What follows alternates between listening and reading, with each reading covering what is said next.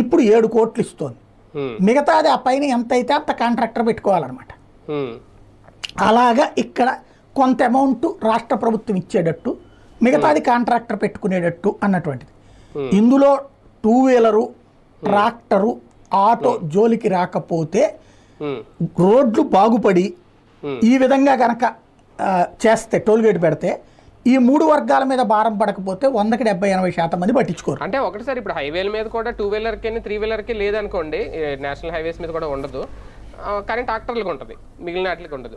అయితే ఇక్కడ ఒక పాయింట్ సార్ చిన్నది ఏంటంటే, ఇందాక మీరు అన్నట్టు కార్లు వాళ్ళ సంఖ్య అయితే పెరిగింది సార్. గతంతో పోలిస్తే మనం కరోనా టైంలో లెక్కలు చూసుకున్నా ఇప్పటికీ కూడా కార్ల సంఖ్య పల్లెటూరులో కూడా బాగా పెరిగింది. రెండో పాయింట్ ఏంటంటే, ఫర్ ఎగ్జాంపుల్ మనం గుంటూరు నుంచి హైదరాబాద్ వెళ్ళాలంటే 5 టోల్ గేట్లు దాటికి వెళ్ళాలి సార్ గుంటూరు నుంచి, అది కూడా హైవేకి దగ్గరలో ఉంటే.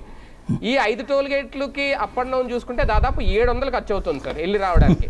అదే 700 పెడితే ట్రైన్లో దర్జాగా బెర్తల మీద పడుకొని వెళ్ళి హైదరాబాద్ వెళ్ళి వచ్చేయచ్చు. ఇంకా కొంచెం 200 పెట్టుకుంటే ఏసీలో వెళ్ళి రావచ్చు మహా అయితే.